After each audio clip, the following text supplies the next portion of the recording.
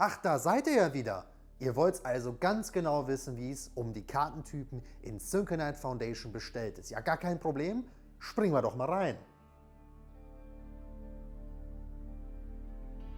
Die Kartentypen in Synchronite Foundation sind eigentlich runter zu reduzieren auf Bestechungen, Operationen und Gesetze. Allerdings haben diese Kartentypen auch noch einmal Unterkategorien. Übrigens, Bestechungen und Operationen werden auch beide als Einflusskarten betitelt. Gesetze sind davon getrennt. Springen wir doch mal rein bei den Operationen. Was gibt es da denn konkret? Es ist so, dass jede Operation eine Farbe hat. Die Farbe bestimmt, auf welche Krise diese Operation einzahlt. Das heißt, um wie viel die Krise erhöht wird.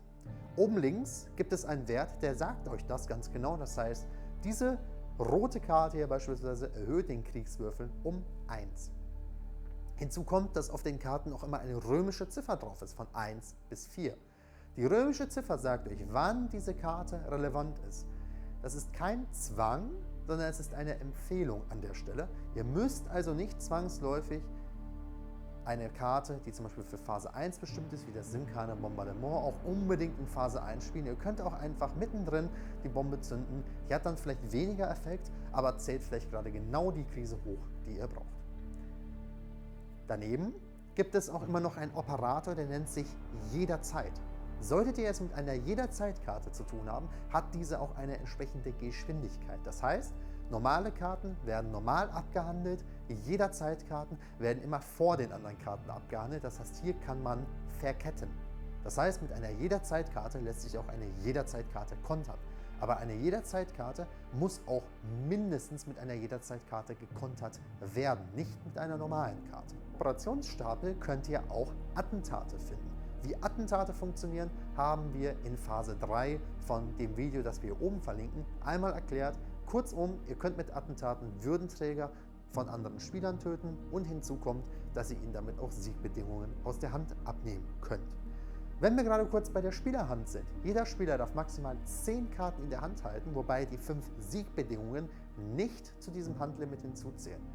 Das bedeutet, ihr dürft auch maximal so viele Karten kaufen, bis ihr 10 Karten auf der Hand habt. Ihr dürft nicht überkaufen und dann ablegen oder ausspielen. Das sind die Operationen, die gemeinen Karten, mit denen ihr viel Unruhe stiften könnt und die auch eine Menge Spaß machen. Auf der anderen Seite gibt es die Bestechungen. Bestechungen teilen sich auf in 3 Kartentypen. Zum einen Abstimmungskarten, Zustimmung oder Ablehnung, wobei es diese von der Wertigkeit 1 bis 3 gibt. Dann gibt es noch Intrigen. Intrigenkarten können aktiviert werden, entweder offen oder aber sie werden in Phase 3 verdeckt gespielt, damit man nicht weiß, von wem sie kamen.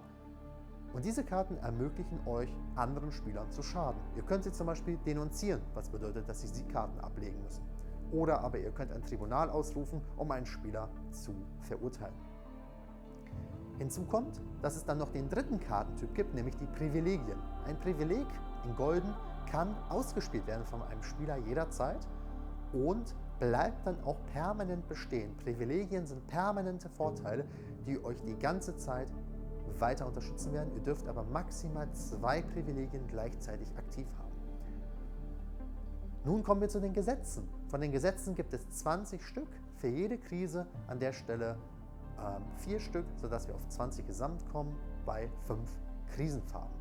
Wie die Gesetze genau funktionieren, haben wir ebenfalls in dem Video der Phase 3 hier oben verlinkt, abgehandelt. Schaut da gerne einmal rein.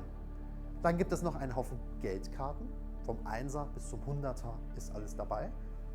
Da könnt ihr einfach wechseln, wie ihr das von Monopoly kennt, um halt darzustellen, wer wie viel Geld hat.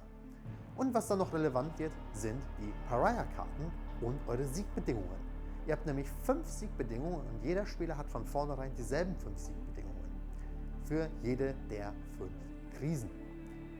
Solltet ihr keine Siegbedingungen mehr in der Hand haben, weil ihr zu oft Siegbedingungen ablegen musstet, dann dürft ihr eine Pariah-Karte ziehen, um eine Sondersiegbedingung zu erhalten, mit der ihr auch in der Lage seid, nicht nur das Spiel zu gewinnen, sondern vor allem auch unglaublich viel Chaos zu stiften, weil ich sage euch eins, die Pariah-Karten sind übermächtig und unfair.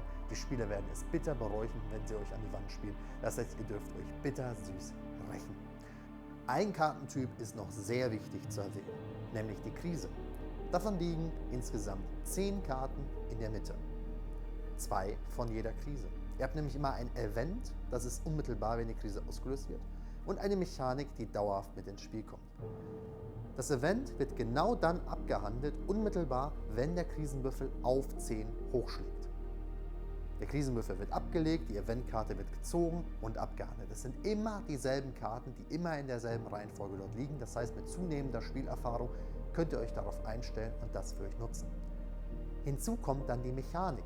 Die Mechanik findet ihr auch immer im Spielablauf, wo dann immer drin steht, wann ihr zum Beispiel den jeweiligen Mechanikeffekt nutzen müsst, weil ihr nämlich zum Beispiel in Phase 1 dann über die Eroberungszüge stolpert und die Mechanikkarte dann genauso heißt. Da steht dann konkret drin, was ihr tun müsst, was dann an Spielregelveränderung oder Erweiterung hinzugekommen ist in das Spiel. Zudem müssen wir noch einmal ganz kurz über Würdenträger sprechen. Würdenträger darf ein Spieler nämlich maximal einen haben. Sollte er also einen neuen ersteigern, muss er den vorherigen ablegen. Und ein weiterer kleiner Tipp: Ihr habt nicht nur die Möglichkeit, mit Gesetzen und mit Operationskarten den Krisenwert hochzuziehen, sondern auch mit den Märkten. Wenn ihr einen Markt komplett leer macht, habt ihr die Möglichkeit, damit der Krise 10 Punkte hinzuzufügen. Zumindest ist das so beim Nahrungs- und beim Synkanitmarkt. Der Nahrungsmarkt erhöht dann die Triage-Krise direkt um 10, weil klar, wenn keine Nahrung mehr da ist, muss ich natürlich entsprechend eine Hungersnot auslösen. Und wenn kein Synkanit mehr da ist, dann landen wir in der Tyrannei. Lediglich beim Monopol ist es umgekehrt. Wenn ich den Markt hier komplett auffülle, dann haben wir einen Überfluss an Gütern und starten in den Hyperkapitalismus für den Wirtschaftssieg. Und weil die Frage ganz oft kommen ist auf den Messen und Events, einmal hier noch zu den Rollenkarten. Nur weil ihr eine Rolle mit der entsprechenden Farbe habt, heißt das nicht, dass ihr mit der entsprechenden Farbe, mit der entsprechenden Krise gewinnen müsst. Ihr habt sicherlich einen kleinen Vorteil in diese Richtung, aber ihr könnt es auch einfach so sehen. Wenn ihr Vorsitzender seid und bereits über politische Macht verfügt, dann könnt ihr entweder sagen, ich verschaffe mir jetzt noch mehr politische Macht, um hier ein Übergewicht zu erzeugen. Das ist aber auch ein Risiko, weil ihr dann nur auf einen einzigen Weg zu siegen geht.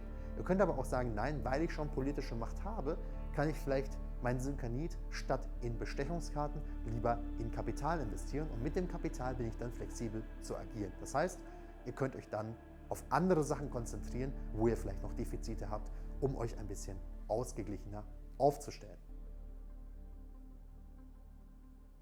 Du möchtest weitere Infos darüber, wie wir unsere Geschäfte in der Synchronite Foundation führen? Dann beweise jetzt deine Loyalität und drück auf den Abonnieren-Button. Dazu auch noch die Glocke.